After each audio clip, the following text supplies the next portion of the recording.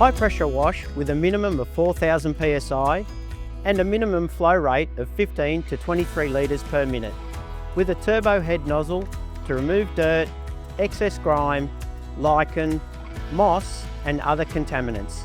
Allow the roof surface to completely dry between first and second pressure wash. Any remaining paint film should be checked using the cross-hatch adhesion test to determine if the existing paint is sound prior to coating. If you see any rusted areas, use a power tool or wire brush to clear all loose flaking rust where applicable. Then clean down with a broom or blower to remove all rust contamination or loosely bound material. Before we start spraying, it's important to check temperature and weather conditions. For best results, we recommend applying the product when temperatures are between 10 and 30 degrees Celsius. For non-rusted metal roofs, apply Dulux Acratex Roof Primer MX Plus to ensure strong adhesion and roof protection. For lightly rusted roofs, remove rust and clean back to a bright metal substrate. Spot prime with Dulux Protective Coatings DuraBuild STE.